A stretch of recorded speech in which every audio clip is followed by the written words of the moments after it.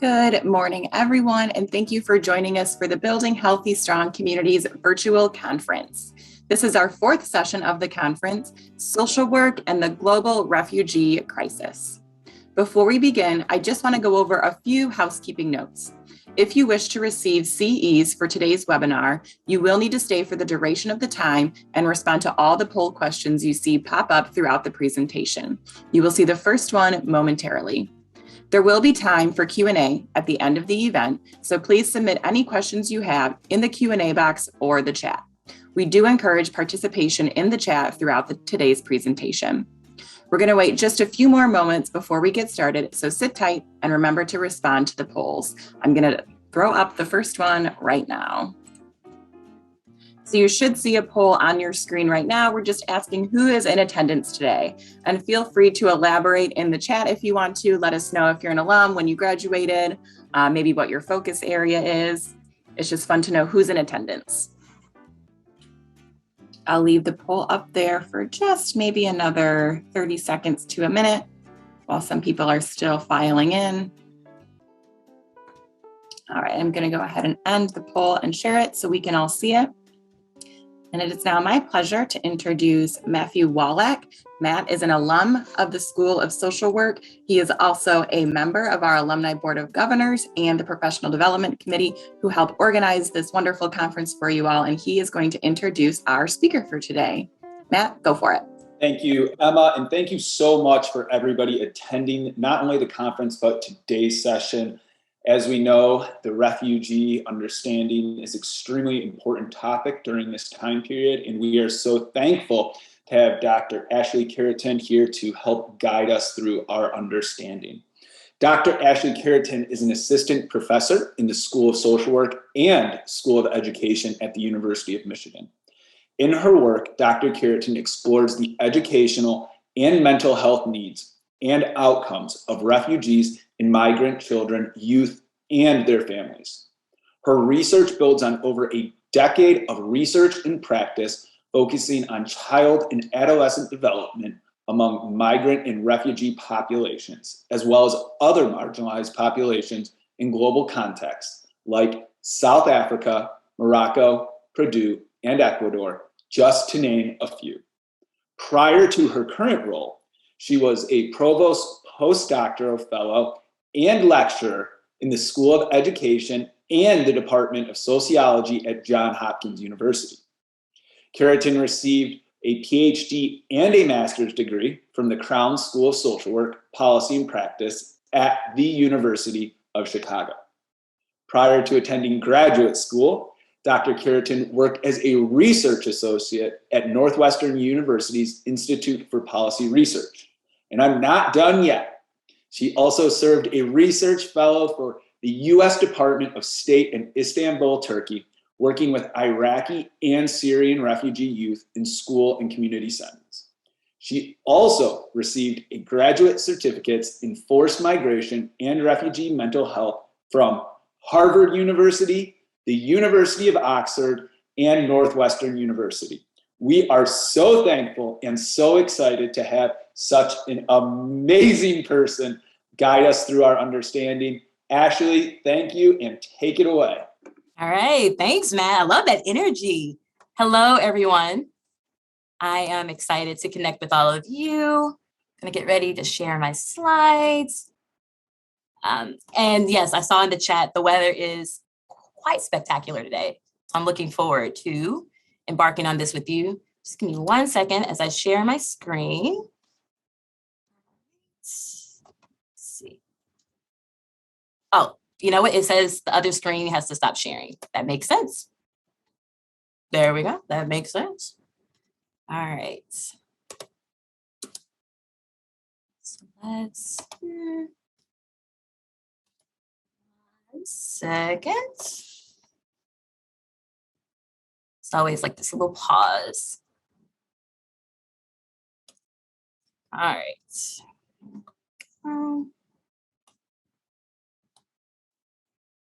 Wait, it's still not popping up. 1 second, you all. Bear with me. Make sure it's.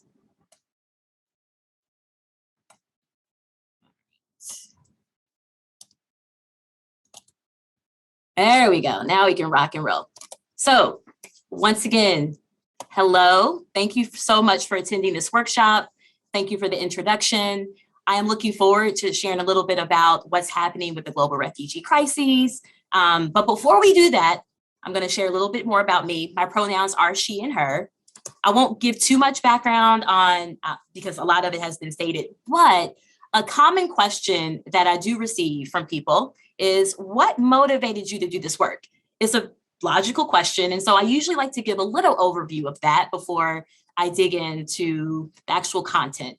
And so many moons ago, after I graduated from college, I was interested in working in South Africa. I was going to work in schools and communities to support them with their educational needs. This was my first exposure to a refugee. I did not know what a refugee was. I had no legal background. I just witnessed some of the struggles that some of the children had who have fled Zimbabwe, which is a neighboring country of South Africa. And so that was my first introduction. I later I was in Morocco, and I had a chance to work with refugees in a hospital setting. So many of the youth, they had fled Algeria because of the political unrest. And so I was supposed to stay for 6 months. I could only last for about 2 weeks. And so I really wasn't equipped to be in that space, but it certainly, it sparked my interest in learning more about this topic. I went to University of Chicago. I specialized in international social work, and I wanted to learn more about the refugee crises. So I immersed myself in a lot of the community agencies and refugee-led organizations that focused on the needs of refugees. And I always focused on youth. So that was always my interest. Hence, the intersection of social work and education, even with my appointment. And so I wanted to understand, what were some of the educational needs of refugees? And so I continued to do that even after I graduated. I actually worked in Turkey for a while with Syrian and Iraqi refugees. And so that was my first introduction to refugees fleeing the Middle East. And so I eventually did some work in Jordan. And then I also did some work in Israel and working with refugees, still with youth, still with families, because children don't function in isolation. But I really wanted to understand the scope and the magnitude of the crises on these populations. I also had, I did an internship at the United Nations. So at the UNHCR, so the United Nations High Commissioner for Refugees. If you don't know that acronym, don't worry, we're gonna go over it. But once again, this was another way for me to understand the scope of the refugee crisis on a macro level. And so it was an internship in Geneva. It was really cool. Switzerland's a little pricey for a grad student, but I made it work. But I really had a chance to understand different projects that were being implemented in certain parts of the world, in the Middle East, in sub-Saharan Africa, and in other parts. And so some of these experiences, I think, in the map it says Erbil. I also I lived in India for a while working with refugees. And so refugees who were fleeing Myanmar or Burma, most of them tend to go to Bangladesh or Thailand, but a few of them were in India. And so I had the opportunity to kind of learn more about their plight and to think about policies and programs. And so I've had the chance to work in about a dozen international contexts as well as the US. And so these experiences were instrumental in helping me develop my practice as well as research interests. And so in a nutshell, my interest focuses on child, family, and systems-focused culturally developed interventions and programs to address, once again, the educational and mental health needs of refugee and migrant youth. And so I'm still doing work here in the US. I've also collaborated with folks in other contexts. I will talk about one project that I'm working on now, but if you are interested in any of the other projects I'm embarking on, please let me know. I'm happy to talk about that. And then overall, because I'm interested in youth, I seek to understand how displacement and exploitation can impact their academic, social development, sense of belonging, and overall cultural identity. And so similar to my classes, I like to always give a sense of what we're going to talk about today. Believe me, I could do this all day, but since we only have an hour and a half, I wanted us to at least understand some of the definitions and the general scope of the global refugee crises. We will do this by engaging in a true and false exercise to debunk some of the myths that exist about refugees. And I always do this in class. My students always walk away learning a lot more, or at least having a better sense of what's happening. And so we'll talk about some of the definitions. We'll talk about the UNHCR, which I mentioned before. We'll talk about it a little later. And then the US refugee resettlement process. Now, I'm covering a lot, even in an hour and a half. I could spend an entire semester on this content. And so once again, if I cover something and you're like, wait, I want to dig more, find me. I can share many resources and we can talk offline about some of these topics.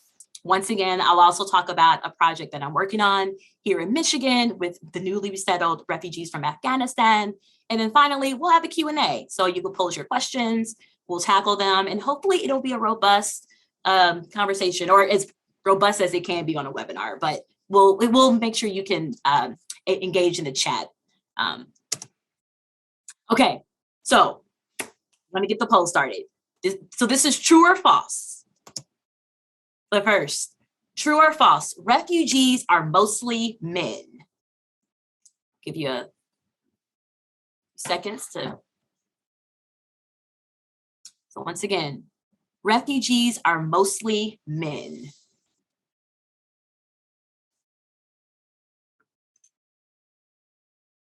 Right. We should be getting those answers. All right, let's see what we have. All right, false, yes. Look at you, you are already experts. Now, of course, I'm gonna insert some more information to give you more context. And I'm a researcher, so I like data. Data makes me happy about my life. And so just, let's see, is it thinking about it? Let's see. All right, yes.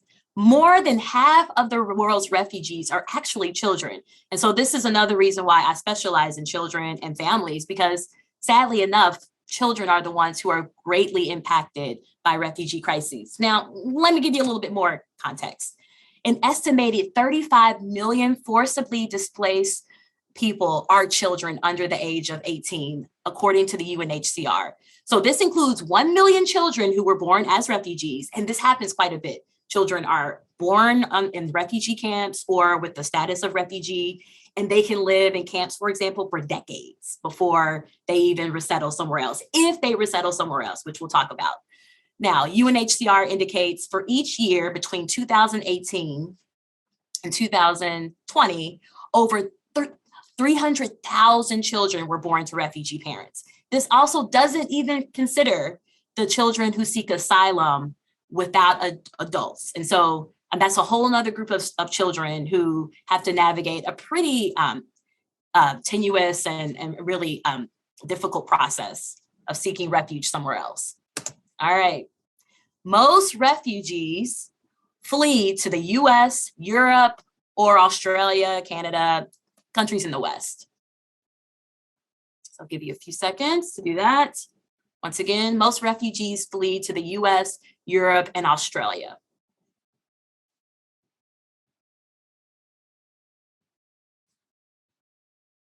Right.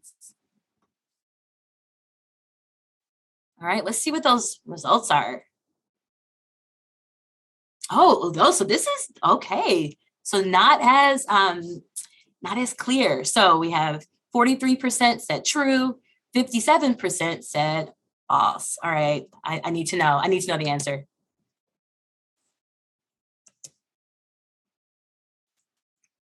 Pause this here. All right, the answer is actually false.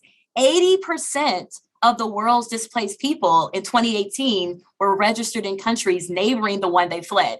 This is a common misconception because the media gives us a distorted view of this, right? In the media, you're thinking, wow, everyone's going to Europe or they're coming to the US. Not so. I will definitely give you more numbers to kind of flesh that out a bit more. But most people, they're fleeing to neighboring countries. So for example, in Syria, 6.7 million people who have escaped war in that country, they typically go to Turkey, Lebanon, Jordan, and Iraq. And there's a slew of reasons for that. One, it's just economically it economically makes sense to do so.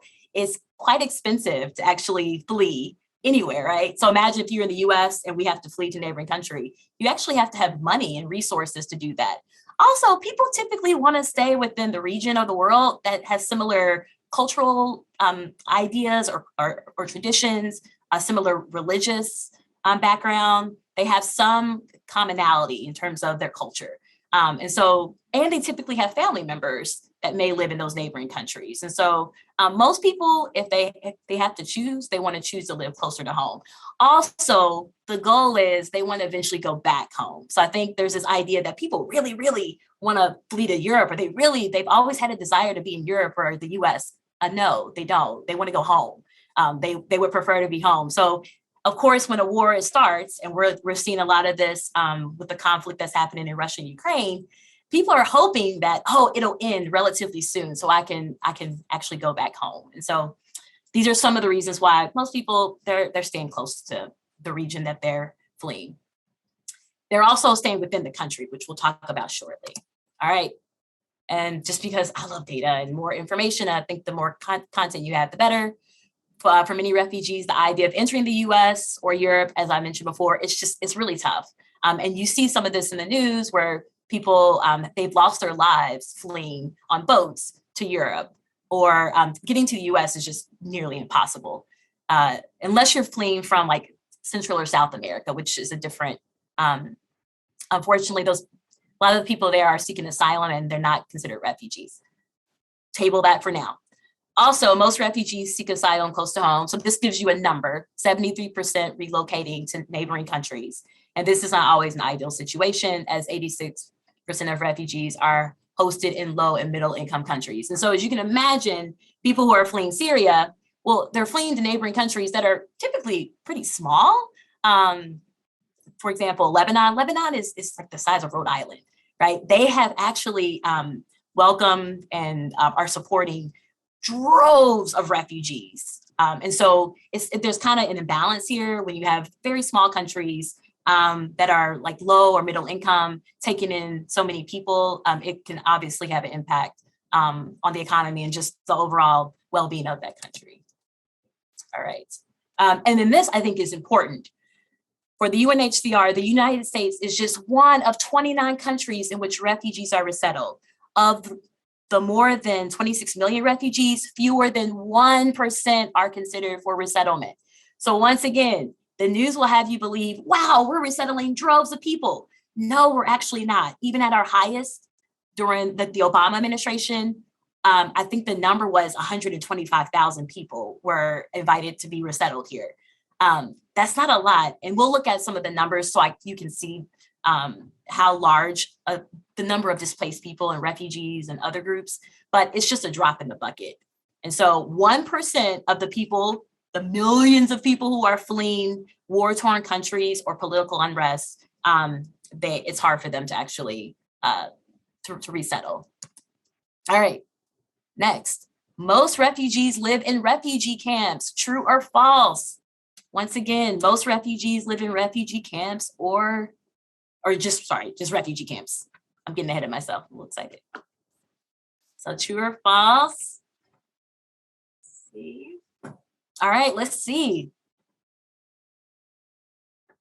All right, false. Yes. That is absolutely false.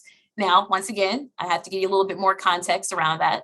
Let's see. I think it kind of pauses when we're doing that. There we go.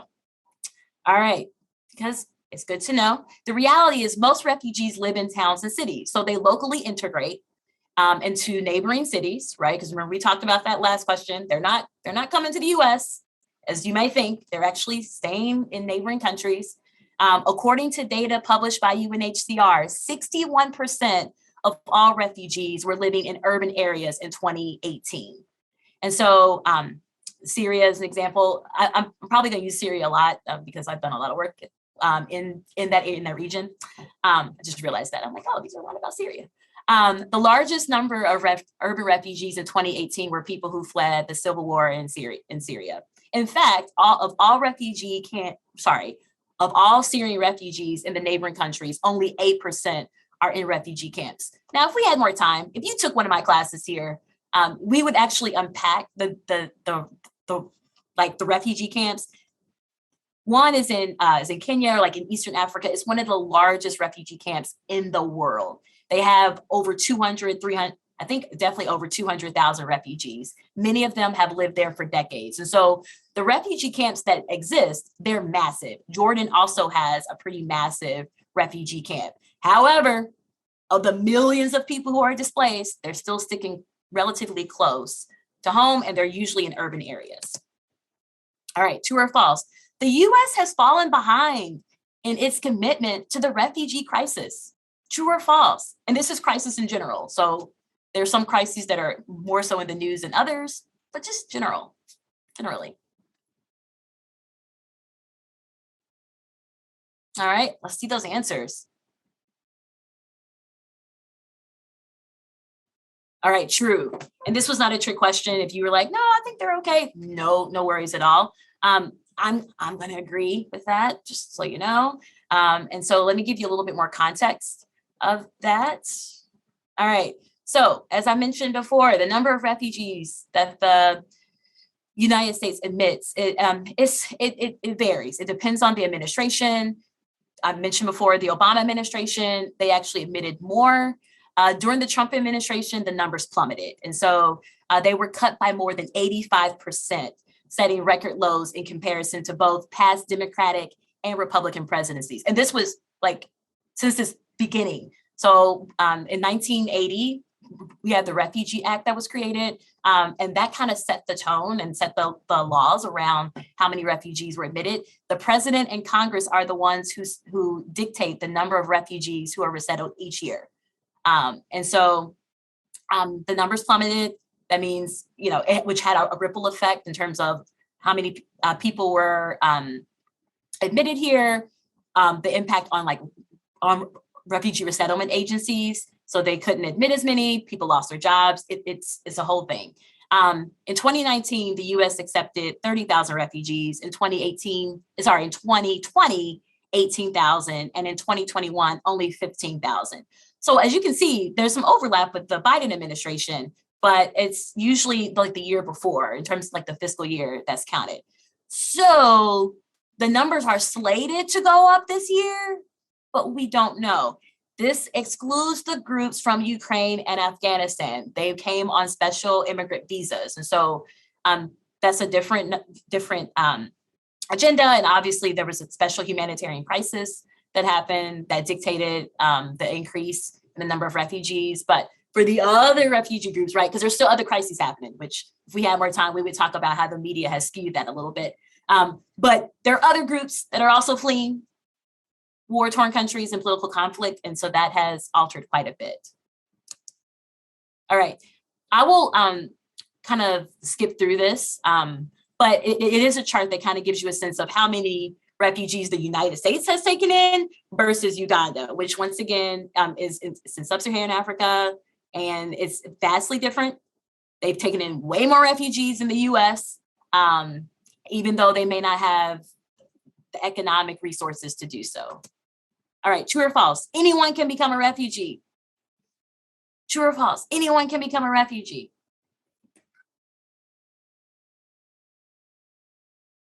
All right, let's see the answer. Yes. This was a trick question. The answer is true and false, and so we'll talk about that. Any of us can become refugees. Now, I'll give some examples. The first one is false, and then I'll say why it's also true. A refugee is a legal classification that is assigned after going through an asylum seeking process. I could spend an entire semester just on this, right? There's a lot of legal aspects and maneuvering people who are seeking asylum have to go through in order to get the distinction of a refugee, which is dictated by the UNHCR. But different countries have different procedures and processes, but the bottom line, it is absolutely rigorous. Now, I didn't pose this question to you all because you're experts. You all know these answers. But a common thing that people believe is that anyone can become a refugee and the vetting process is super quick. Absolutely not. it can take up to 2 years to go through the vetting process to prove that you are a refugee. Now, some of you may be wondering, well, what's the definition of a refugee? That's a great question. Hold that thought. Let me go over true, right? Because I said it was false and true. Humanity is more fragile. And sadly enough, there are so many conflicts that are happening in this world. And we're not immune to it, right? So the US, although we are deemed as a more wealthier nation, you just never know. I'm not wishing that, but it can happen. For example, in Syria, before civil war broke out in 2011, Syria had a thriving middle class, and fleeing the country was not a consideration. That was not on people's radar.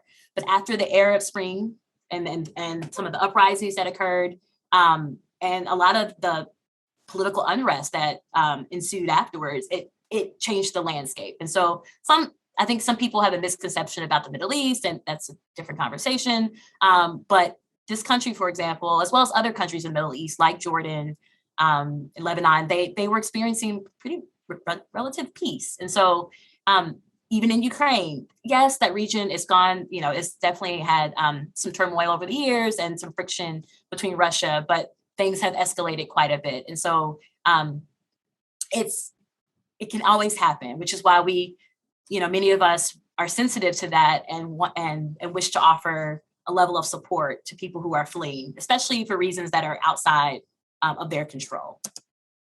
All right, so let me give you some numbers to give you a sense of the scope, and then we'll go over definitions, because I've been using terms interchangeably, and so I want to make sure everyone is coming to the table with a very clear idea of how these terms are used. So 82.4 million people are forcibly displaced in the world. Of that, refugees make up 20.7 million, and 3.9 identify are displaced in Venezuela. There are asylum seekers. So if you're like, wait, what is the difference between an asylum seeker and a refugee? Hold tight, I'm gonna tell you. But 4.1 million people identify as an asylum seeker. 48 million people identify as internally displaced people. That's a term that doesn't really get brought up in the news a lot, but look at the numbers. It's actually bigger than the refugees that are mandated under UNHCR. If we go at, sorry about that. Palestinian refugees under UNRWA's mandate, 5.7. There's actually different laws and policies for this group. But they are absolutely a part of this number, this larger number. And then finally, refugees worldwide, 26.4 million. And so some of you may be wondering, well, wait, I don't understand. Like, this number is a little different than refugees under UNHCR's mandate. That's a great question. If you didn't have that question, that's okay.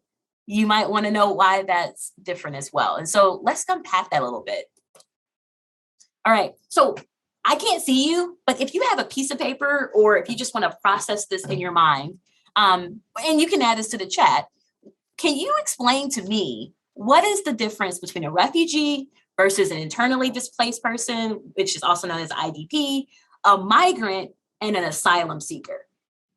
So just spend like a minute processing it. If you want to add it to the chat, you can, because I just need clarity around it.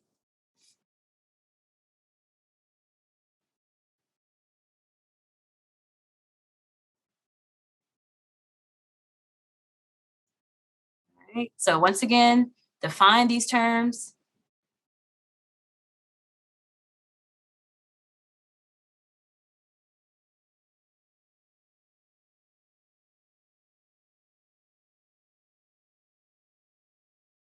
All right, okay, I'm seeing some answers in the chat.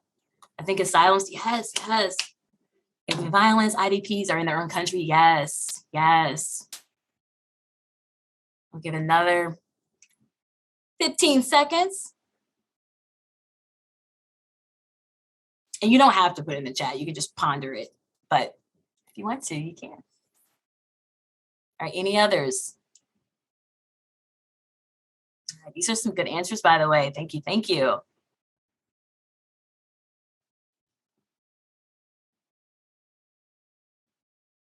right. Thank you so much for the engagement. And for those who didn't, no worries. I'm glad that you're thinking about it.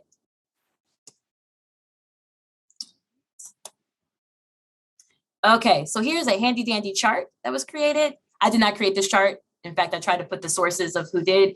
I'm going to go a little bit further in explaining it and giving you some data because once again, I like data.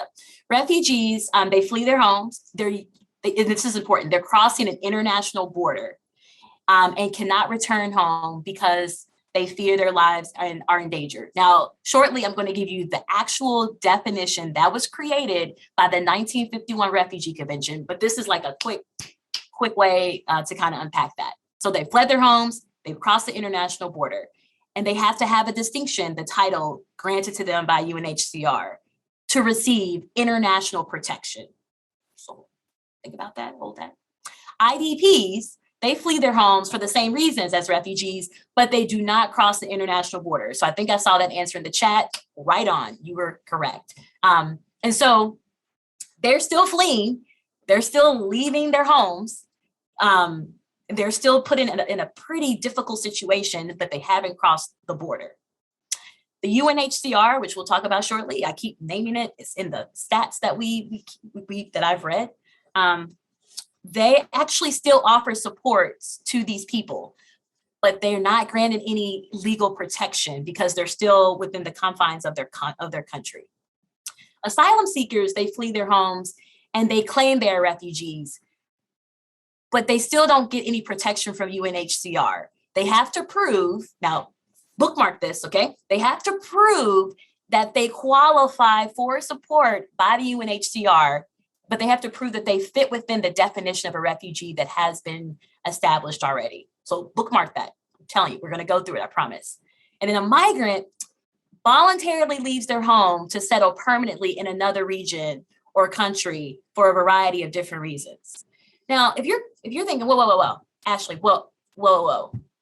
Every migrant is not leaving voluntarily. In fact, a lot of them are also fleeing for some of the same reasons that refugees, as designated by the UNHCR, are leaving. So that's not right.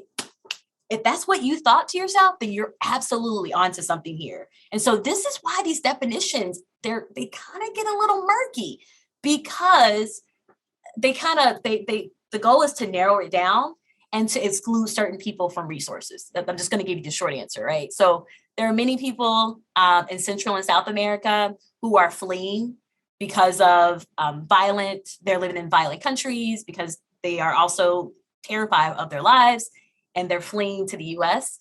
It's very difficult for them to prove that they are a refugee. And in fact, if you look at the newspapers or just media in general, they're not giving that label either. But in other regions of the world, they do receive the label of a refugee. Now, the people who are fleeing from Central and South America, for example, they are asylum seekers. So let's unpack this a bit more. And if some of you are like, whoa, my head is spinning, believe me, I've been doing this for decades. Yeah, about 15, 16 years now. And so my head sometimes spins too, because it can get really complicated. So let me give you the definition. Now, this is central. If I had to say 5 things to remember about this presentation, this is one of them. You don't have to remember like the language verbatim, but to understand the essence of it is important. So who is a refugee? According to the 1951 Refugee Convention, a refugee is someone who has been forced to flee their country because of persecution, war, or violence. A refugee has a well-founded fear of persecution for reasons of, and these reasons matter. They're very important: race, religion, nationality, political opinion, or membership in a particular social group. Now, some of you may be thinking, whoa, that's kind of narrow. It is. Some of you also may be wondering, 1951 is 2020. Has there been an update to the definition? Slight one. So we'll talk about that shortly. So the idea of persecution was actually not defined in the Refugee Convention, which we'll talk about the convention shortly. But it has been understood as involving such things as threats to life or freedom and other various violations of human rights. Now, here's another thing that you have to note, or that is important to note, is this is persecution or violence at the hands of the government. There has to be a way to prove that because of your religion, because of your race, because of your affiliation with a particular social group, or a political group, or a political opinion, that if you remain in that country, you will be persecuted for that. This may also include social, political, and economic discrimination and can be a result of a single incident or multiple incidences that happen that gives you some fear for your life. Now, what makes it challenging is when someone is trying to prove that they fall within this definition, right? This is the definition. This is what we're working with. 1951, it hasn't been changed. There is a 1967 protocol that exists, and we'll talk about that shortly. But that's the only change. That's 1967. So what you're probably thinking, if you're not, you will start to think shortly, is wait, aren't there other groups that have been displaced since then? Yeah. So table that, bookmark that. I feel like you've bookmarked a lot of stuff, but just keep it all in your head. Keep it all in your head. All right. So let's go. We're going to forge ahead. So let's just kind of dig a little bit more. So if someone's saying, okay, a migrant, let's unpack that. Migrants may leave their country for any reason, such as employment, family reunification, or education, under the protection of their own government, even when abroad, and they may return to their country of origin at any point. And so that's the idea, right? So yeah, they're still under the protection of their own government. They're not seeking refuge in another country, and they can always return home. Whereas a refugee, for example, if you're fleeing political unrest or war, you can't just go back. I'm just going to go back to Syria. Or people who fled Ukraine. Well, there's an ensuing war, turmoil happening. So they can't go back. In many cases, there's nothing to go back to. Your home is no longer there. You've possibly lost loved ones. There's nothing there for you to go back to. And so and there's no, just for the record, there's no universal definition for a migrant. It kind of varies depending on the government and depending on any governmental international agencies that are kind of grappling with this. So, but this idea that they're leaving voluntarily and they can return home is a very important distinction. And while refugees are protected by international laws, migrants are subject to the particular laws of the country they move to. We'll continue on. An asylum seeker is someone who is seeking international protection from dangers in their home country, but whose claim for refugee status has not been legally determined. And so they may be saying, wait, I'm familiar with this definition. I qualify for that, right? I need that just special distinction, but it hasn't been granted by the UNHCR under the current definition of a refugee, which was developed once again, the 1951 Refugee Convention. And so they have the burden of proving that they fall within that. So they usually meet with the judge. This is international law. They're meeting to convince a judge that, hey, under this definition, I need to be here. Asylum seekers must apply for protection. I've already mentioned that, meaning they must arrive or cross the border. This is a big distinction. You got to leave. So if you're in Syria and you're like, hey, we have to flee, we have to seek refuge. And ideally we need to go to Turkey. Once you cross the border into Turkey, you are going to say, I'm seeking asylum. And they're going to say, okay. Now, as you can imagine, there's a backlog here, right? So it's not instantaneously yeah, okay, I'm a refugee. They're like, oh, wait, you're an asylum seeker. And then once again, you have to go through the process, what I just mentioned before. Then they must be able to prove to authorities that they meet the criteria. The criteria, look at you all of you are already refugee lawyers, right? Boom, done. Is this? Hey, Ashley? Yeah. We have a clarifying question, sorry. Okay. A refugee has been granted asylum, right? So refugee, they've been granted asylum, yes. So Okay. They've gone through the process and they've been granted by UNHCR, right? So UNHCR officials, and if we had time, I would actually walk you through the very tedious process, but they usually have to interview with UNHCR officials. And let's say they're coming to the US, they actually interview with a lot of the offices here in the US as a vetting process. And so they have to tell their story multiple times. Ideally, the story will not vary, and I always unpack how difficult that is, especially social workers. A lot of us know this. When you're reliving trauma, your stories don't always stay the same, right? But yeah, So they have to go through this process. And then once they're given that distinction as a refugee, then they're good to go. But yes, they're asylum seekers until that they've gotten that distinction. Good question. All right.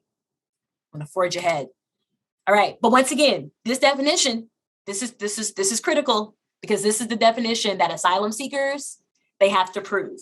So when people from Central and South America come to the US and they're like, hey, seeking asylum, this is the definition that they have to work with.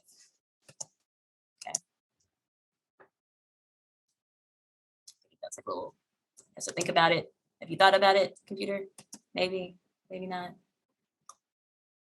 Okay. All right. Oh no, what happened here? Oh. Okay.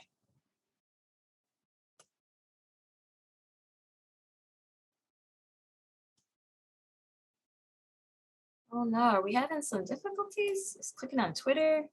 What is this? Sorry, you all. I don't know what that is.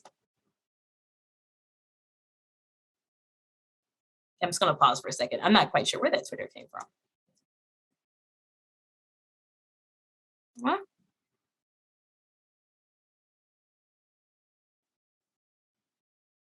Hey Emma, can you see this on your?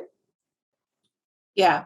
No, Okay. I saw that the Twitter came up, but I can see your slides now. Just Okay, fine. I'm not sure what that is. Mind you, you all can follow. You can follow me on Twitter. But that was not the time for me to make a plug for Twitter. Sorry about that. All right, the final thing, technology, I tell you. All right, internally displaced people. But we've already noted they haven't crossed international borders. They're usually within their country. This is the largest group that UNHCR assists. So a lot of the funding that they receive, which by the way, the US is one of the biggest funders of UNHCR.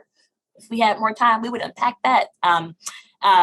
But IDPs, they're not protected by international law or eligible to receive many of the types of aid that are legally granted to those who are given special protection, which once again are refugees who've been given the legal distinction of that through the UNHCR. They are still under the protection of their own government. So you can imagine if someone's fleeing because there's political turmoil and their government is a huge reason for that, that puts them in a bind. And so the government's not going to support you. In fact, they're like, look, you're choosing to flee, even though people are fleeing because it's unsafe. And so many people, they end up living in dire straits. They're living in abject poverty until things calm down. And so that can be years, that can be decades. Sometimes someone who is technically an IDP, they'll eventually flee the country. And then once again, they're going to seek asylum in another country. But it can be pretty traumatic for families. All right, so I kind of hinted to this already, but I feel like we should still establish this. Who developed the definition of a refugee?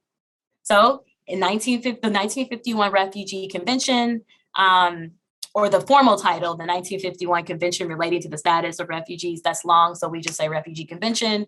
Us folks in this world, is the main international treaty concerning refugee protection. It was adopted in July 1951 and was initially drafted to meet the needs of the European refugees in the aftermath of World War II. And so I mentioned before, yes, this definition was created, this treaty was developed. In 1967, there's a protocol that was added, and the only thing that changed was the temporal and geographic limitations of the Refugee Convention, making it applicable to refugees all over the world. So the 1951 version, it only pertained to people in Europe who were fleeing World War II.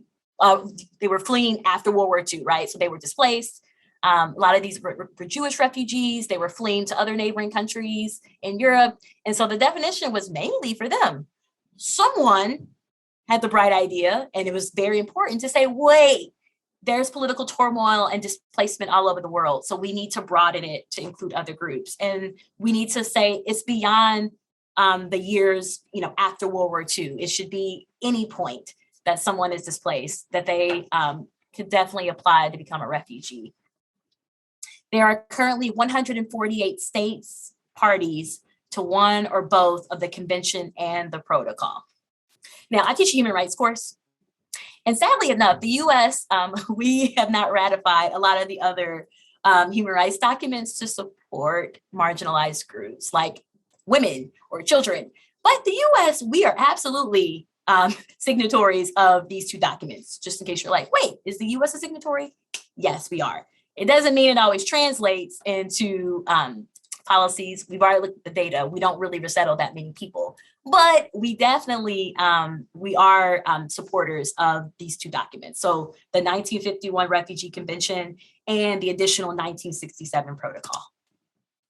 Okay, and just so you know, because some of you may not study like human rights or like legal documents or treaties, and that's okay. You don't have to be an expert on this, but I wanted to make sure you understood that the 1951 Refugee Convention and the 1967 Protocol are international legal instruments that countries voluntarily agree to be bound by. So a question I get from students all the time, and it's a great question, is, well, how do we hold countries accountable if they're voluntarily agreeing to be a part of this? That's a great question.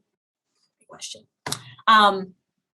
And we can talk about that during the Q&A, but sometimes other countries can put pressure on them. There can be like economic sanctions or things like that that can put, push back on countries that are not adhering to these legal instruments. So those are some of the ways. There's a slew of ways, but ultimately countries have to like internalize, these policies, and they have to ensure that they adhere to them. There's also governing bodies that kind of check and make sure that countries are sticking to it. But it's kind of hard to hold countries accountable. And so, but we can talk about that in the Q&A if people want to unpack that a bit more. But through an act of ratification, countries become a party, and they can shift from a party to like a treaty. The treaty obligations do not necessarily become part of domestic law. And so if we have more time, I'm giving you like the global definition of a refugee and what that looks like. The US also has their own policies. And so I mentioned before, I kind of mentioned this earlier on, there's the Refugee Act of 1980. And so in the US, we actually have our own policies. They actually align quite nicely with the global definition, but every country has different things. And so that's kind of a cool exercise. I do that with my students, looking at how different countries have taken what was developed in the 1951 Refugee Convention and the protocol and how they personalized it to the countries that they're in. All right, what obligations do countries have under the Refugee Convention?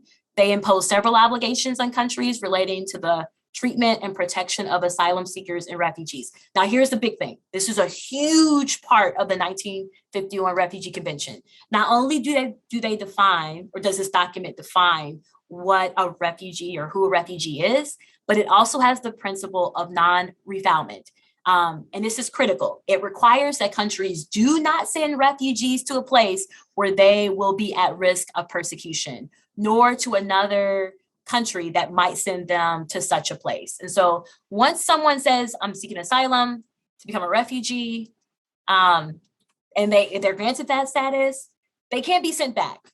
So they can't, like, countries can't say, you know what, we don't want you here anymore. If the countries are sticking to the 1951 Refugee Convention, then the principle of non-refoulement is so important because people can't be sent back to unsafe places. So if there's a war happening, so if someone's in Germany, which Germany actually took in a lot of Syrian refugees, or Turkey took in quite a few as well, and they're like, hey, I don't want to be sent back because it's not safe. Like where am I going to be sent back to? Under international law, under non-refoulement, people cannot be sent back. Now, in practice, one could argue, does it ever happen? I'm sure it does, but we're not going to have time to dig into that. That is the law. What are limitations to the current definition of a refugee? As I mentioned before, I told you to bookmark this. I hope you did. The convention's term of a refugee does not accommodate the growing population of people who are displaced because of climate. And that's just a huge, huge number of people, right? And of course, with the increased environmental issues and climate change, and there's droves of people who are displaced because of famine or because of a hurricane or just any natural disaster. Technically, they're not allowed to seek asylum or to be given the distinction of a refugee under the 1951 Refugee Convention for that reason. Food insecurity or non-state terrorism, or those who are displaced internally. So we mentioned already the 40 plus million people who are internally displaced. Technically, they don't fall within the current definition of a refugee. And so they don't receive the international protection that is granted to people in that. The agreement also lacks guidance on long-term or protracted displacement. So sadly enough, people are displaced for years, sometimes decades. And so the definition doesn't really account for people who are living in this precarious situation over years. How many people have been granted asylum? I thought this might be helpful just to give people context, because it is hard to be granted asylum in the US for a slew of reasons. There's a dearth of lawyers. So if anyone wants, you're social workers, but if you also want to go into law, hey, that's a job for you there, right?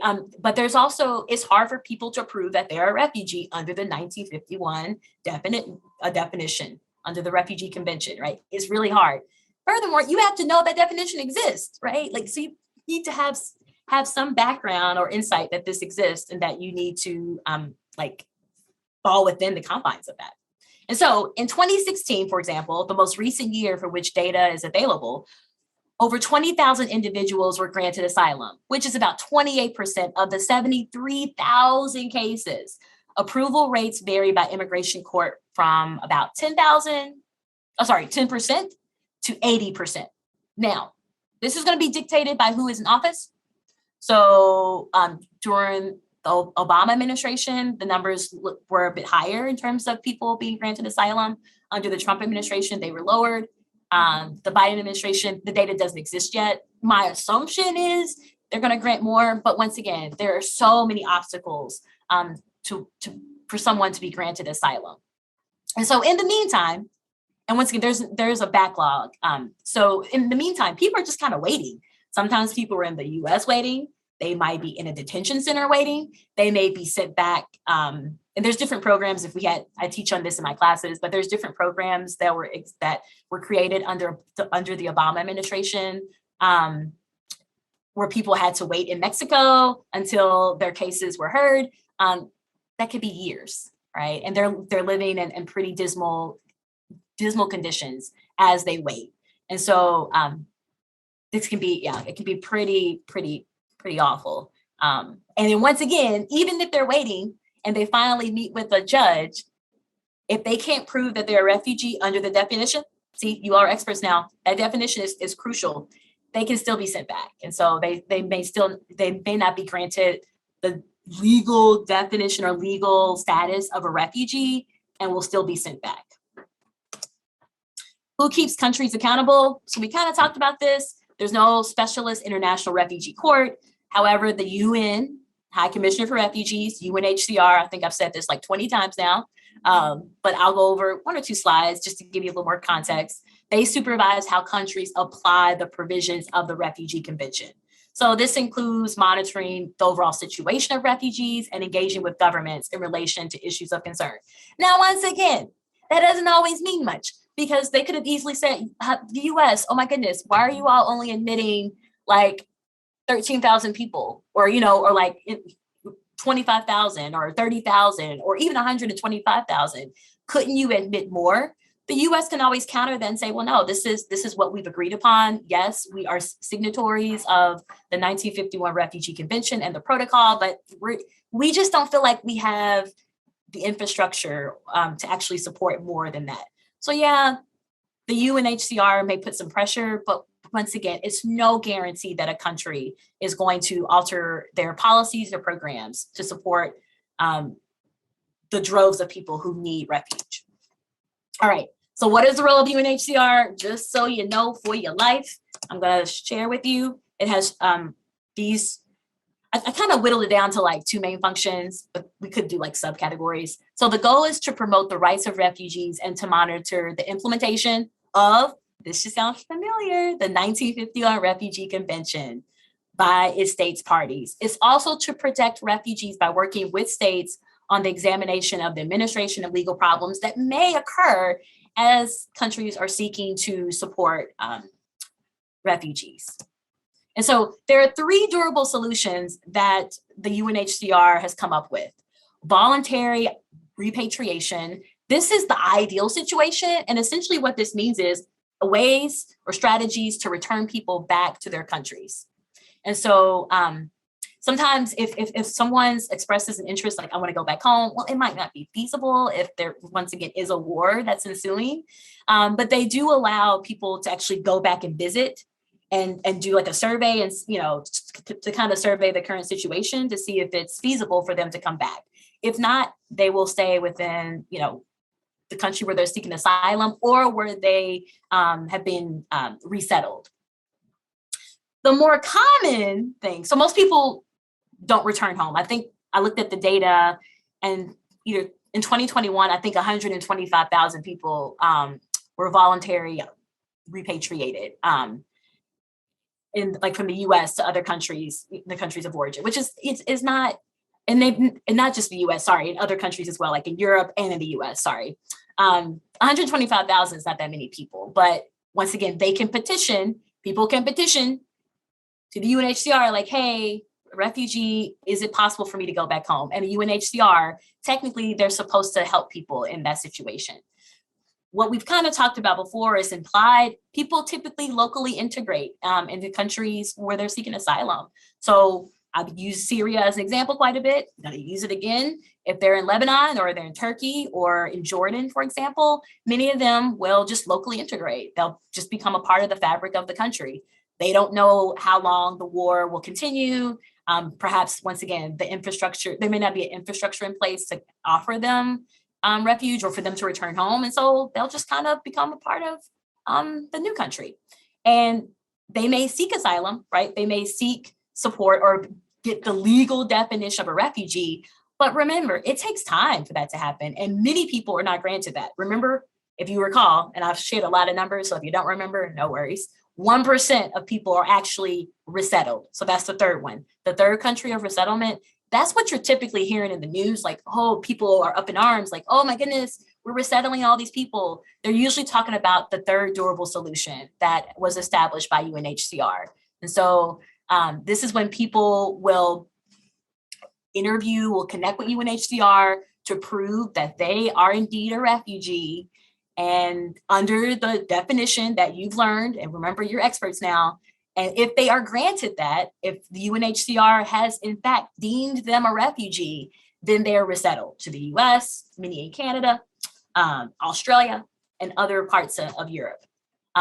Only 1% of the groups of people, and remember, you saw the number, it was like 80 million people are displaced, and from that, refugees, and some have been given that formal distinction by UNHCR. Other people are like, look, I'm a refugee. I mean, anyone can say they're a refugee, but there may not be legal protection associated with that. And that's huge, right? You want the legal protection and the financial backing and security that you get if you're actually seeking asylum or resettling to another country.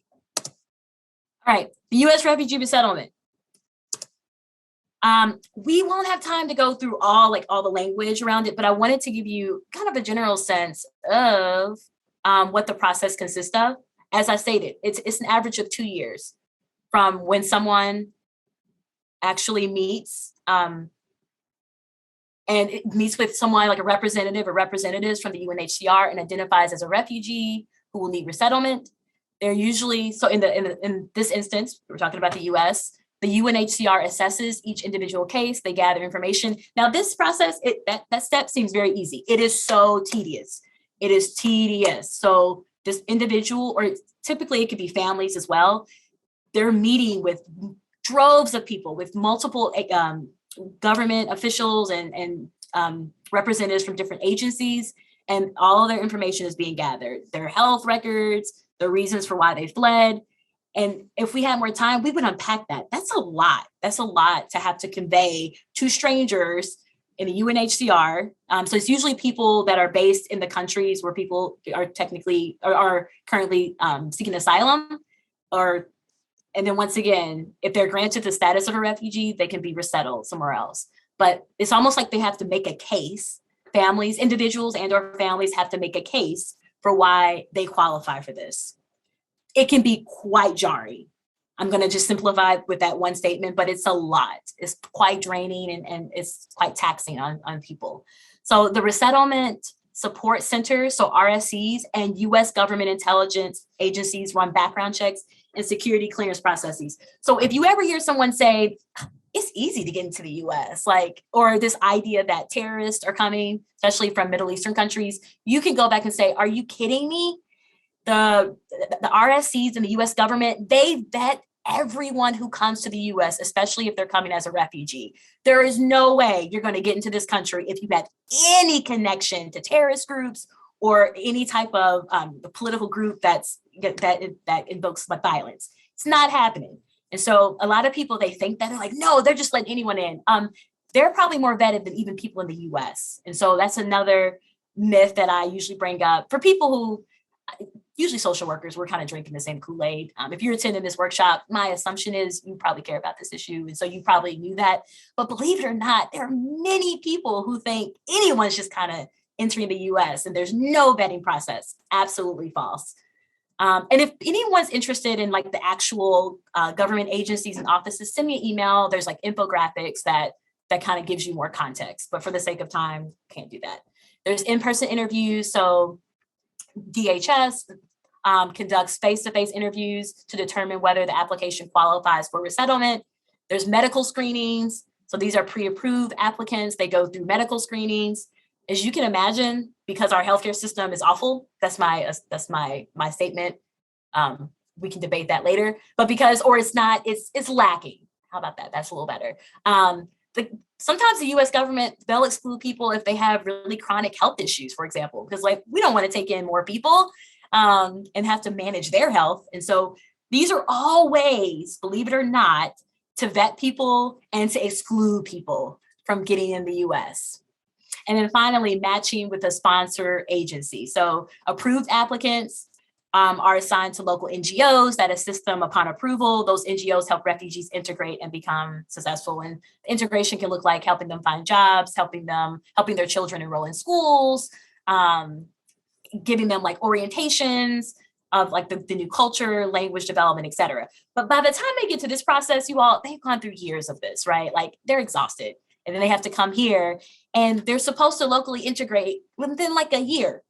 So someone from another country, another culture, may not have had any exposure to English. They're supposed to come here and integrate like that, get a job.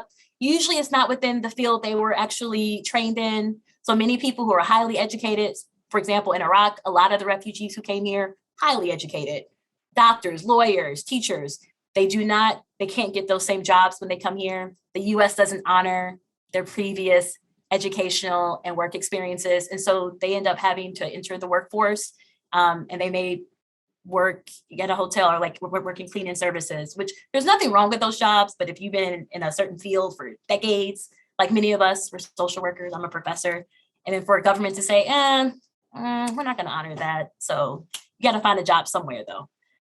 So this is what some of them are up against. If we have more time, we would talk about that, but we're going to forge ahead. But I'm just trying to insert some of the challenges, right? That the data doesn't always capture, that the news doesn't always capture, and that even these charts that I'm showing you doesn't always capture. All right, let's forge ahead. There's always like a little pause. Okay, all right.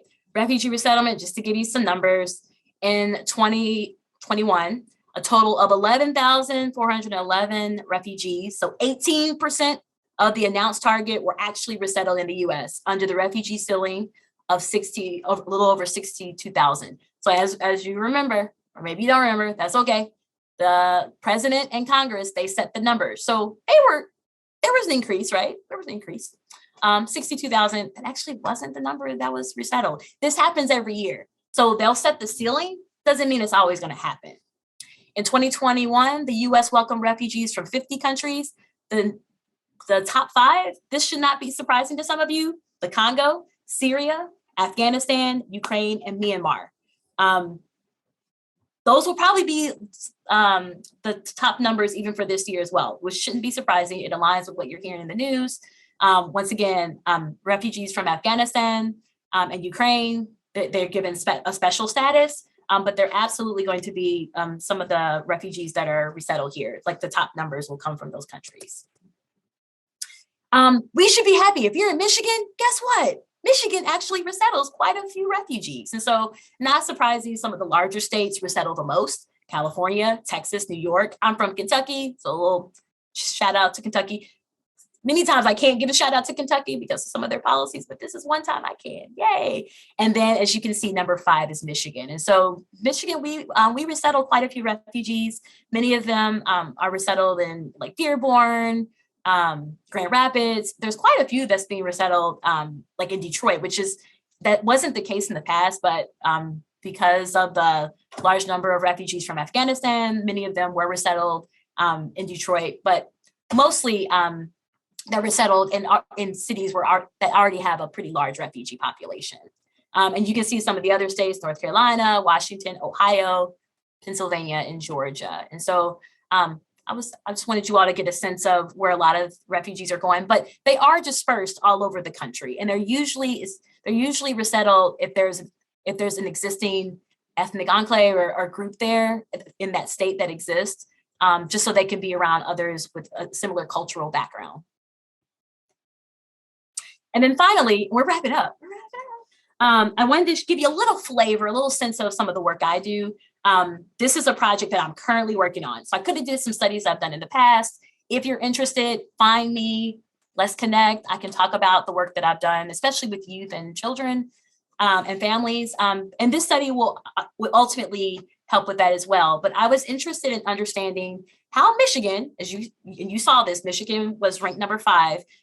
What were some of the strategies, some of the challenges that refugee resettlement agencies and refugee-led orgs, they experience with the influx of Afghan refugees? And so I'm partnering with Jewish Family Services. Most of my research, if not all of it, is community engaged. So I typically work with community agencies as well as schools to think about how we can, implement programs and programs and interventions to support refugee groups, which will ultimately, hopefully, inform policies as well. And so, and this project, like I said, is happening right now as we speak. And so, just to give some background, more than 76,000 Afghans have been resettled to the U.S. Michigan state officials, and this was back in August, they said, hey, we're going to allocate $500,000 to support 1,300 newly resettled Afghan refugees. As of February, the state has resettled about 1,300, I think a little bit more now. And so even though the state offered the 500,000, as I mentioned before, during the Trump administration, the U.S. wasn't admitting as many refugees. And so what do you do? Resettlement agencies closed down, people lost their jobs, there was no infrastructure in place. So then the Biden administration comes and, we can't control when humanitarian crises happen. They said, hey, we're going to resettle all these people. Well, resettlement agencies, they were floundering. They were like, wait, whoa. We don't even have the staff. How are we going to find housing for people? As if you're following the news, inflation is up.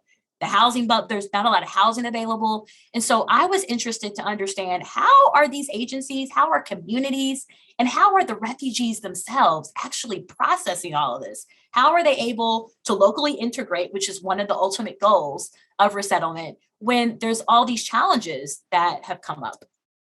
And so I'm conducting focus groups and interviews with different stakeholders, so with staff and administrators of these refugee resettlement agencies, with volunteers, which there was a huge increase of volunteers supporting the newly resettled Afghan refugees. Definitely staff would include social workers or people with a mental health background, and then with refugees themselves. So that's broken up into different groups. I've interviewed the men. I'm planning on interviewing the women and children. Those will be 2 separate groups to understand what this process looked like and what are some of the needs they have. Mental health needs, educational needs, employment, all of that. What are some of the needs they have since everything has happened relatively fast?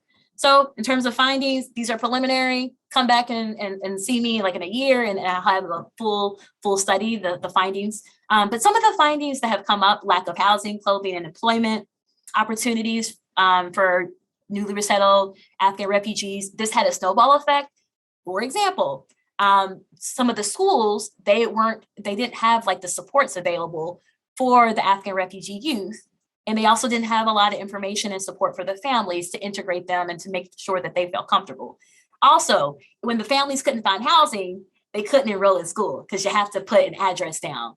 And so many families were waiting in hotels until housing was available. Housing is expensive. So even if you're working, it's a lot of money. And so imagine you're coming here, you're working minimum wage jobs, and then you have to find housing. And so even though there was funding from the state, even though there's been donations given, it still wasn't enough. And so children were out of school for weeks at a time until things happened. So that was just an example of how it kind of snowballed.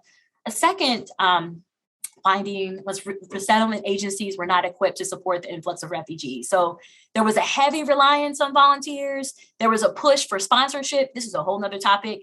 The US historically, in the beginning, we were huge proponents of sponsorship, but then that's not actually a part of like the law. The Biden administration said, hey, for Afghan refugees, we're gonna open this up again. The question is, does that take away some of the responsibility of the government to actually help refugees, which is what they are supposed to do? Also, volunteers, although are important, and I'm not saying that if you want to volunteer, you should, but if that's like the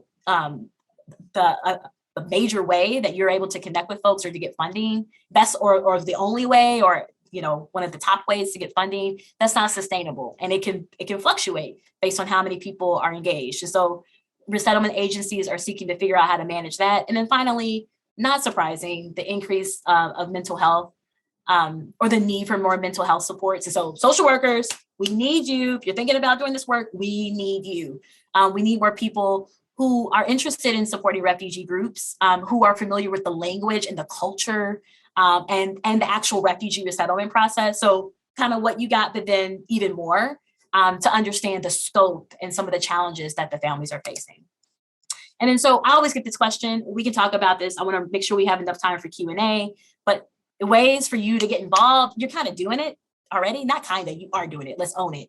You're listening to me talk about a topic, learning about some of the myths and misconceptions, understanding the refugee resettlement process, the definition, which is crucial. Do more of this. So I included some sites and organizations that are critical if you want to stay up to date on the number of refugees that exist or policies that are impacting the lives of refugees. Volunteer, shameless plug for Jewish Family Services, since I worked with them, but there's a lot of great agencies in Michigan and across the country that are working directly with refugees. And so Samaritas, Jewish Family Services of Washtenaw County, I can name so many.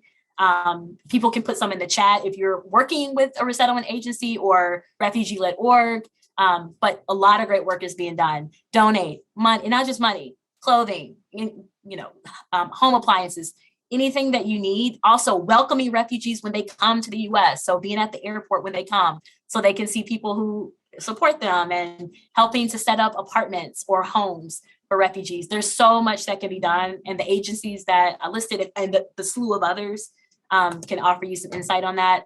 Pay for counsel. So I just mentioned to you, many people are seeking asylum. They're seeking asylum. So they need counsel. So they need people to act like experts, right? You don't have to have counsel when you meet with a judge, but as you can imagine, navigating the legal system, and look, many of us in this room are probably not lawyers, and some of you probably learned new information today. Imagine if you're a refugee, you're having to navigate and understand and navigate these different spaces and understand the legal jargon to justify to a court, to a judge in English may not be your first language, may not know English, that you are a refugee. That's pretty daunting. So I'm a huge fan of ACLU. But there's so many other organizations that offer legal support. You can become a lawyer. It it's your world. I support it. I'm with it. Fundraise. There's a lot of fundraising that you can do. And then contact local politicians and advocate. For example, if you're like, wait, Ashley, the fact that we only admit like 11,000 or even 62,000 or 125,000, that is unacceptable. That's when you got to get politicians. They have to know that we are opposed to that. We have to vote, certain politicians in, but then we have to hold them accountable to admit more people. That's just one policy. There's a slew of policies that we could actually push back on and say, hey, politicians, not having it. All right. On that note, I'm officially done. Thank you for listening. And for attending this webinar. And I see Emma, I see Matt. I think there's probably some questions. I'm ready. Let's do it. Yeah, we have a lot of questions. Oh, what? Okay. Yeah. Okay. So we'll start from the top, just in order that they came in. How did COVID impact the refugee numbers? COVID, and we're still dealing with COVID. So the numbers definitely decreased because of COVID. And then there were some other policies that started to creep up, especially around people like across the border, where it was like, hey, if you have COVID or a risk of having COVID, we don't want you in the country. These are all just exclusionary tactics, you all. These are all ways to deter people from coming to the US. And so there was more screening around that. But if there was a hint or a fear that people from the outside were bringing in, they could bring in COVID, which is insane, they were denied entry. So there was just more exclusion of certain groups coming to the US, especially from Central and South America. And so, yeah, that's like the short answer, but numbers dropped. That's also a short answer. Numbers dropped. And then there was a general fear about letting outsiders into the country because they may spread COVID. Yeah, interesting. Is there a difference between migrants and immigrants? I think you touched on this a little bit. Yeah. Like a lot of it. So this is another definition that I bring up in my class. So, and so there's two answers for this. So if you pay attention to the news, and I'll use Ukraine for an example, because I think it's a perfect example. They've labeled Ukrainian refugees as refugees, but people, let's say from African countries, they've labeled them as like economic migrants. Well, there's a negative connotation associated with a migrant, because once again, it's temporary. If you're an economic migrant, that means that are you taking advantage of our economy? Are you like taking our jobs, right? And even in the US, there's a negative connotation with a migrant, right? It's temporary. It means you're going to take our jobs. You're not going to help our economy. It's almost like you're a drain to the country. So an immigrant, that's usually it's temporary. It's usually kind of temporary as well, right? Like perhaps you're immigrating here to go to school, or you're coming here to visit family. But there is this idea that you're returning home, or that you might stay. But we don't usually use immigrant. There's not a negative connotation associated with the term immigrant. Actually, they're students. Like you immigrate here, you studied in the US, and then you stay and you get a job. That negative connotation doesn't exist. However, with an economic migrant or a migrant, there is this idea that you're here temporarily, you're kind of taking, you're doing a job, or you're not really contributing to the fabric of our society, and then you're going to leave. And so, but that's kind of one distinction. Immigrant, it may be temporary. They may stay. They're typically deemed as more amenable or more like a part of the U.S. culture. And there's not a lot of negative energy around that. But can I just say this? These terms are fluid. And so if you remember I hope you remember other stuff I said. But one thing to remember is they're really fluid. So a migrant versus an immigrant versus, like I said, a refugee or asylum seeker. Someone fleeing from certain countries, of war-torn countries, or countries that are experiencing a lot of political unrest, I would absolutely say they're seeking asylum. They're seeking asylum. And they may have difficulty proving that they should be granted the refugee status because they don't fall within that narrow definition. But I don't think they would consider themselves a migrant. They would consider themselves absolutely seeking asylum in the US. And so I push back on definitions. I think that there's a lot of limitations around it. And I think that they're also exclusionary. So remember that, exclusionary. There's certain groups that we're saying they deserve to be in the US. We're going to give them legal protection. We're going to give them economic support, and other groups that we're not including. And all of that excludes people who are actually battling the same issues and concerns.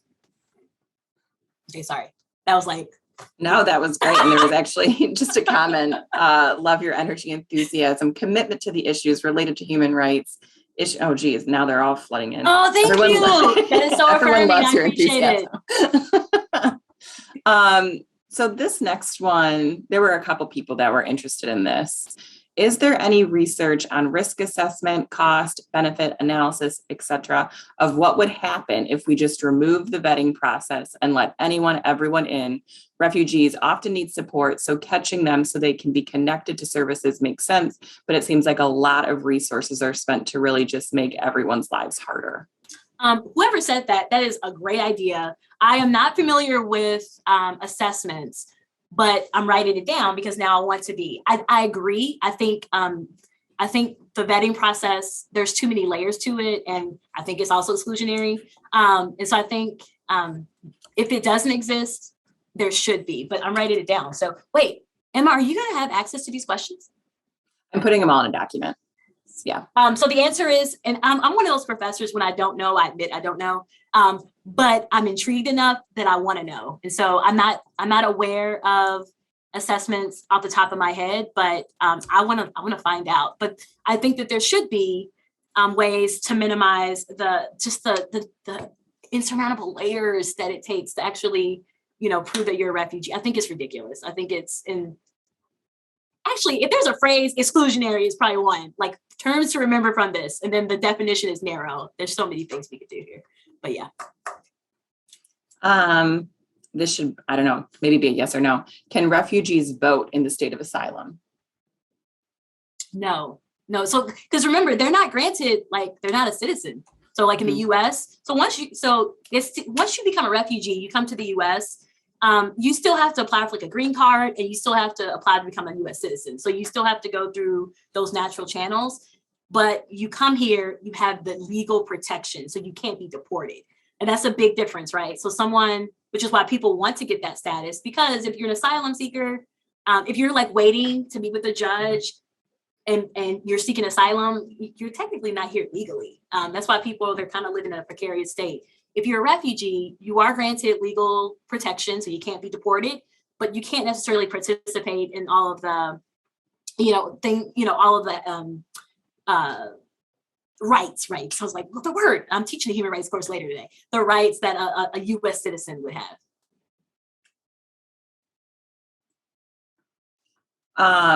What response would you say to someone that says we need to take care of our own people first? First of all, I don't know what that means. Not to the person who asked that, but more like I would need the person to clarify your own people. You say your own people, right? Yeah. The U.S. has a long history of supporting immigrants. In fact, this country is built on immigrants. And so we all, unless you're part of an indigenous group, and then identify as African-American, I was forced to be here like my ancestors. All of us are immigrants or are product of immigrants. And so I would say we all of us belong here, right? Or if I would need them to define that. Typically, when people ask a question and I feel like it's racist or inappropriate, I actually put it back on them. Can you clarify what you mean by that? Force people to actually have to, elaborate on what they mean. And then my answer would be, once again, we're a country of immigrants. We all, none of us are originally from here. And so there's no reason why we can't welcome more people. We're one of the wealthiest nations in this country and in the world. And so we have the resources and the money. If we redirected some of our funding that is direct, given to war and defense, to actually supporting, social services and people who need, who are seeking refuge, we could absolutely accommodate people here. But yeah, that's my initial thought. Well, I would say, I think, that is where the question was coming from. Okay. People that, you people kind of thing. I know this, this us versus them. What? Yep. Let's see. Are there children still in U.S. camps waiting for reunification with their parents? Oh, you mean, so as a clarifying question, or a follow-up question rather, you mean the people like years ago who were like, yeah, separated from their families? From what I heard, and I think I read this maybe like 6 months ago, yes, there are people who still haven't been reunited with their families. Now it hasn't gotten a lot of media coverage, right? Because there's just so much happening. It's just ridiculous. But yes, there are children who haven't reunited. And let me be clear, even before that story received media coverage, that was a practice that was happening already, right? Children were being disconnected or separated from their families. And many have had, and that's happened even after that story was a national news story, and the outcry that ensued afterwards. So yeah, it's a common practice. I teach a human rights course, you all. I have a background in human rights. And so the United States, we're guilty of so many human rights violations. And I will leave it there, but follow up with me if you want to kind of unpack like the human rights violations that it has occurred, which overlaps with like resettlement and like refugee and immigrant rights. Well, I can say a little teaser. We may or may not be touching a little bit on that topic in our annual FORI lecture this coming fall. So nice. Oh, and then Emma and I, we kind of talk about this offline, maybe having like a workshop on human rights. We have to figure it out. Emma, I don't know. For the record, I mentioned it to Emma, and Emma's like, Ashley, let's wait and see. But why not just put it out there? If that's something you all want, hey. I'm seeing the hearts come up. All right, this question I've seen come through 2 times now. Why does Uganda, known as such a repressive country, accept so many refugees, especially when some might seek asylum for being persecuted in their own countries? That whoever wrote that, great question. And I have friends who are in Uganda. In fact, I'm on an advisory board for organization. It's based in East Africa, but we work in like Kenya, and like Ethiopia and some other countries. And Uganda is kind of a part of that. That I actually don't know. I don't know if that's like okay, let me give some background. So I mentioned to you that there's like the 1951 Refugee Convention. And I also mentioned that every country and region, they kind of adopted their own protocol. So in Africa, there's an actual document or treaty that exists that's particularly designed to support refugees in that region.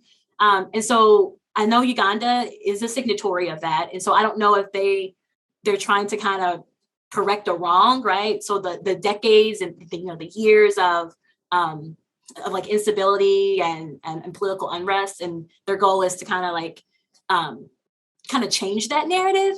That is my hunch.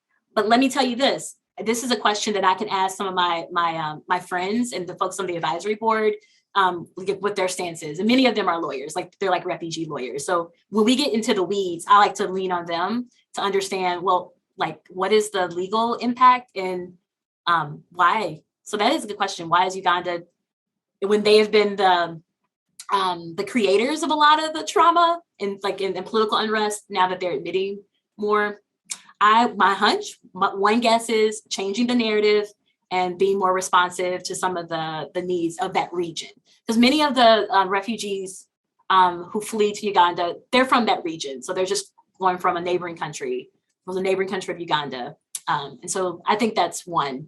You know what? I support that answer. I feel good about it. But I think it's worth reaching out to others who are in that region. I'm always very sensitive when I'm talking about global context, because I think we should talk to the experts who are really delving into it and processing it even more so than me. But that's my hunch. I think that's a good answer. All right, we've got 1 minute left. What? So I'm going to ask just one more question. Could you speak about the treatment of African refugees as opposed to Ukraine? Oh my goodness. So my partner, whoever said this, my partners, I was like, what are questions that someone would have? And he said this. The media has helped to perpetuate this narrative. Bottom line, groups, whether they identify as like African refugees or students from African countries, they have not been allowed to flee, or they've been treated harshly when they're trying to flee Ukraine. This is all racism, you all. This is just a global example of racism and how it does not matter. Definitely in the US it exists, but in other contexts, if you are not white, if you do not have a similar identity, whether it's cultural, religious identity, as a lot of Europeans, it has been absolutely awful. Like, you've received awful treatment. And so the media has also perpetuated that, even with the labeling them as economic migrants. Remember, I told you there's negative connotations attached to that. Whereas in Ukraine, they're refugees. They have been labeled as, they're just like us. Well, just like who? Just like whites, or white Europeans. And even in the US, it has also it's received the same narrative where it's like, hey, they're deserving to be in the US. They're like us. They watch Netflix. They have similar identities. And this has been in the news, you all. I'm not making this up.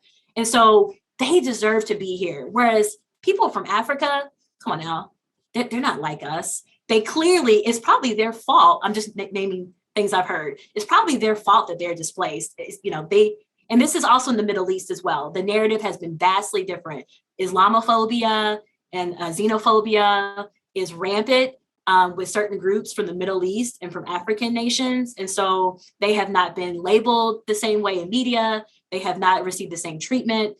The numbers in terms of resettlement have plummeted. They were already low, but they have plummeted, and we have elevated Ukrainian refugees and deemed them worthy of support. Now, let me, as one caveat, and I know I'm over time, so this is it. I'm not saying that there shouldn't be support for Ukrainian refugees. So I don't want anyone to walk away and say, Dr. Kiritan said that is not needed.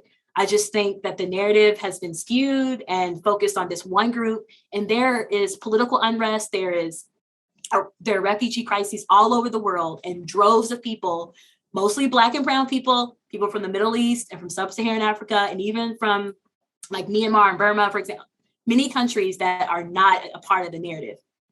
So that's it. Done. Drop the mic on that one. Amazing job. Thank you so much. Thanks for the question. Yes, there were so many really amazing questions. I'm sorry that we couldn't get to them all, but I do have them in a document, Ashley, so I'll give them all to you, and I've organized them with the ones that we did get through. We did get through 8 questions. So I would say that's pretty phenomenal. Okay. Find me, you all. I'm on Twitter. You can email me. I feel like we are a community. I can't see your faces, but I want to thank you for your energy, your affirming responses, and your engagement. And please keep in touch. Yes, absolutely. And I think this is a really timely topic. So if we end up wanting to do another one of these, we'll reach out to you for sure, Ashley. Folks are really interested. But thank you, everyone, for joining us for our 4th session of Building Healthy, Strong Communities. I just put a little screen up there. If you have any questions related to your CEUs, please reach out to the Office of Continuing Education. That's not my office. I work in the Office of Development and Alumni Relations. So if you do email me, I'm going to direct you to them. They're the ones that are going to award you your CE hours. I also want to remind you that today we will be hosting a little closing reception at 3:45 to 4:30. And we will just be debriefing all of these topics. Any questions we didn't get to, anything you guys want to talk about, we will talk about then. And we'll also talk a little bit about how social work has really had to adjust and change throughout the pandemic. So hope to see some of you there. If you did not officially register for the conference, you're not going to receive that link. So feel free to shoot me an email. But that's it. Enjoy the sunshine if you're in Michigan. And thank you so much, Ashley, for being here. Thank you. Take care, everyone. Bye-bye.